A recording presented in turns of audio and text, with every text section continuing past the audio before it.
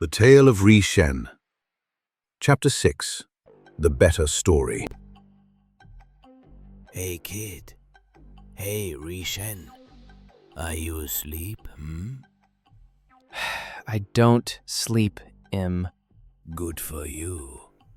What are you thinking about, Rhy Shen rolled over on his bed and tried to cover his ears with the pillow. Is this a date or something? Seriously, Em. Leave me alone, man. It's midnight and I just went through an underground hell. Literal hell. And interpersonal hell, too. Being the center of attention all the time gnawed at him more viciously than any molten fire. But Rhy Shen wisely kept that to himself.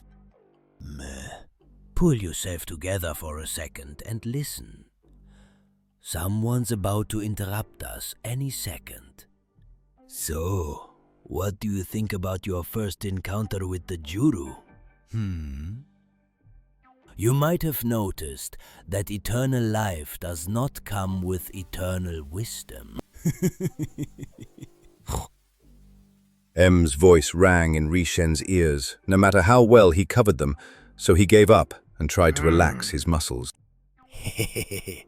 The Juru from the melting village are exquisitely socially awkward, which makes them easy targets for manipulation.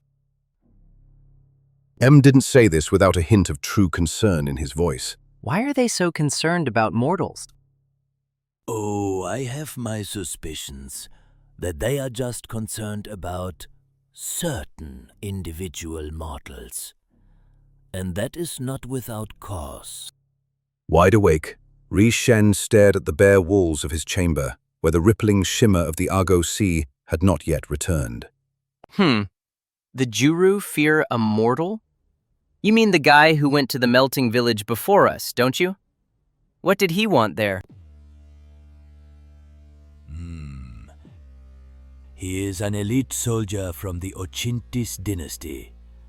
That is all you need to know, dumb fish. Few people in Teal hold a rank as high as his. More interesting than the incident itself was the reaction of the Juru. You may have noticed they immediately closed entry for all mortals to their twin capital, which is quite the reaction to a single visit, if you ask me. And what? They ended their protest. That's a win, isn't it? Oh, your speech bug may have more intelligence than your brain, you stupid foghead. Why would protesters suddenly change their morals without gaining anything if they... Psst. Do you hear that? Someone is coming, and I'd be surprised if it isn't Thos. Listen, kid. The Juru are obviously hiding something, and we have to make sure the Alchemists don't find out. Especially not Thos. In that instant, someone knocked on the door. Rhy Shen? Are you awake? I knew it.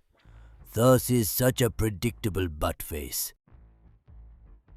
Don't tell him anything the Juru Master said, kid.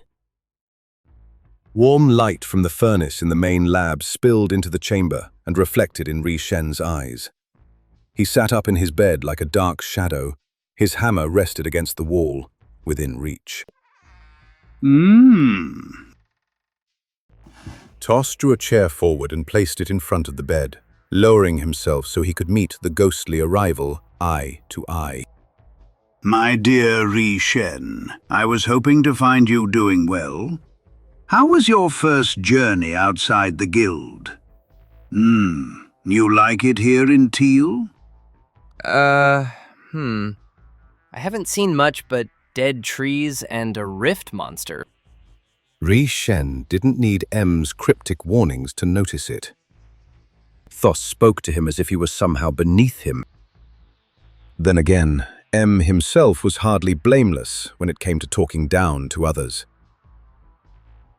Yeah, I heard about the Alps. Shame you couldn't kill one and bring its atom back in a charm stone.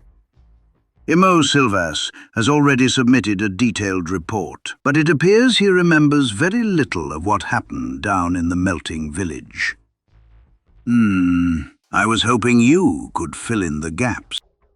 Thos rhythmically tapped his pencil against his notepad, thinking.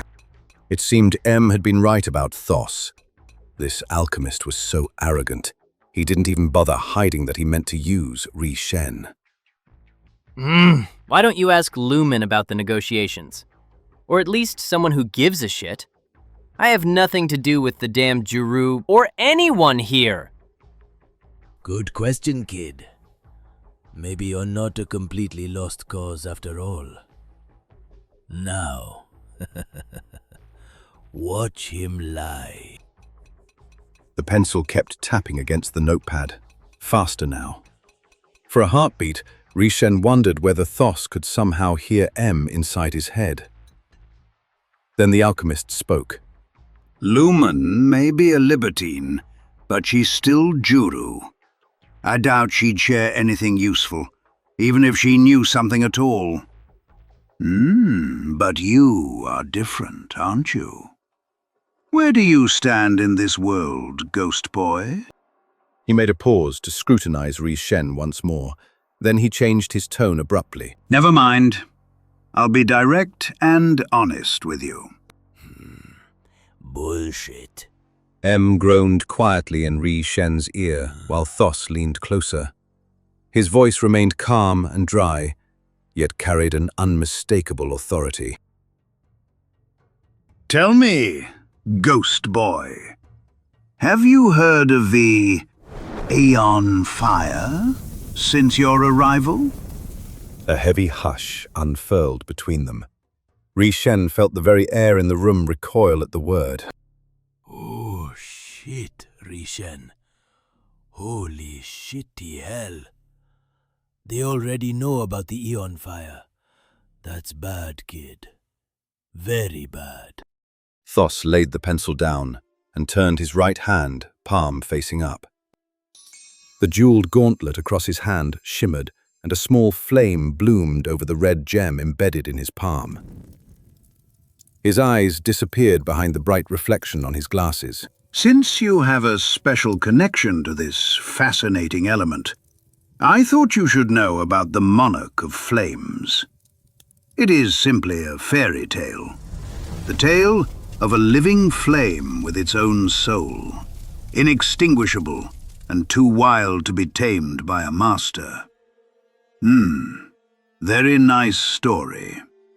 Through lowered eyelids, Rhy Shen stared at the flame in Thos's hand. Why are you telling me this story in the middle of the night, old man? Well... Thos clenched a fist and extinguished the flame on his palm. His eyes came back from the shadows, glaring at Rhy Shen. I, personally, think a good story is made of a true core with some untrue elements. Would you agree? Rhy Shen could only nod, with a slight frown on his face. I guess so. Aha! It's not too far-fetched to imagine a fire with a soul. But there's one thing about that story that's nagged at me since I first heard it. Over 55 years ago. Listen closely. In this universe, there's nothing that can't be tamed. Now, suppose such an eternally burning flame did exist at some point in the past, right here on this peninsula. It would have found a master sooner or later. Someone who knew how to lock it up and sap from its power. Tell me, does that version sound more believable than the old Juru tale to you? I wonder if the Juru simply chose the better story to tell. Rhy Shen's mind raced until his thoughts collided and fractured. He could feel the idea coming before Thos even spoke it aloud. A sharp stone settled in the pit of his stomach as realization clicked into place. The undying Juru could have sealed such a natural source of Atham energy for their own benefit. You mean there is an Aeonfire? But the tale of the wild, free, and happy flame is... just a tale. Exactly. Thos's lips curved, approving but calm. Very perceptive arrival. And more than that, I suspect their source is endless, like the sun itself.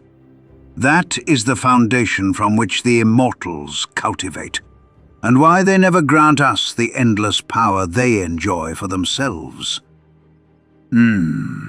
As soon as we launch Sun 2, we'll be equal with them anyway. The air between them thickened, charged with unspoken warnings. M's voice cut through, sharp and cold. Don't be fooled, kid. He will lead you where you're not ready to go.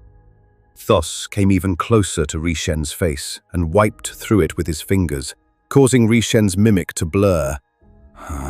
Once more.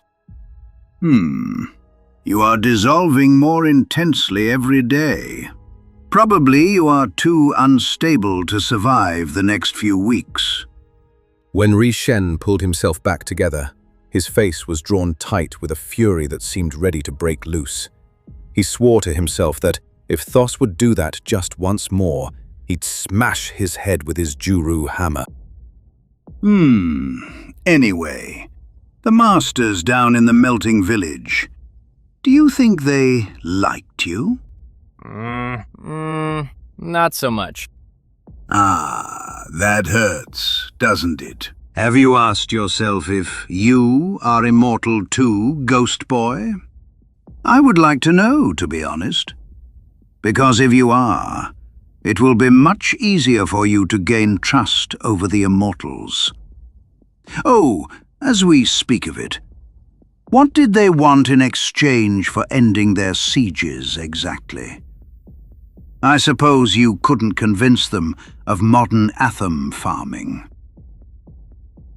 This question was dangerous to answer. Rhy Shen sensed it even without a hint from M. He took a deep breath that stretched the silence. I didn't promise them anything, if you mean that. Thos leaned back slightly with narrowing eyes behind his glasses. Good. Evasive. Clever. Your silence tells me far more than your answers ever would. A friend of yours has already whispered about the ban on mortals in the sacred cities Mizar and Alcor. And that, Ghost Boy, is exactly where you need to go. There, if anywhere, you will learn whether the Aeonfire truly exists. And if it does, I suspect it is bound to your blessed little condition. Neither dead nor alive. If that's true, He smiled, thin. then you will bring it here. The new task landed on Rhy Shen like the desert heat at noon. Relentless and impossible to escape. M exploded in his ear. No! Say no, kid. His secret master seriously threatened him through the speech bug. I swear, if you agree to this moronic, dead-ass plan, I will follow you around and find a way to beat your ghost butt for all eternity. Rhy Shen stared at Thos. The alchemist's eyes were calm and confident, as if everything that mattered had already been decided. All right. I'll go where you want. N let out a strangled sound, somewhere between a scream and a sob. Oh, you brain-rotted idiot. You walking disaster. I can't wrap my head around what a hopeless loser you are. Because if you had a single functioning brain cell left, you would have listened to me, kid. Thos rose smoothly from the chair, satisfied. As he gave the next directives, M was still raging in Rhy Shen's ear. Excellent. You half-witted, loathsome clown. I'll make the preparations. Execrable fool. Always running to help those fumbling alchemists. Ghost Boy, you'll leave for the twin capital at dawn. Imo Silvas and a group of scholars are going to await you at the bridge when the sun rises over the Ago Sea in the Must have east. left your common sense They'll have in the further pit you instructions came on from. how to proceed once you're in Mizar. Toodaloo, Ghost Boy. Try not to get lost. The door of the chamber closed behind Thos and left Rhy Shen in the dark. Only M's never-ending insults in his ear kept him company. Odious. Deplorable. You are an opportunistic piece of dung, Rhy Shen. From his vantage point, M couldn't see Rhy Shen taking the hammer from the wall, or perhaps he was simply too furious to notice. Yeah, maybe. Now please shut up, M. I'm trying to concentrate here. Shit-brained. All at once, M's rain of insults stopped. His irritation was almost audible in the silence. Concentrate on what? You don't look very concentrated. M had no time to finish his chatter. Rhy Shen had already blown a gaping hole into the front window of his chamber and leapt through the shards without a grain of fear. I'm done with this shithole of a guild! A moment later, he disappeared into the desert night. Splendid. More vandalism. I should have seen that one coming.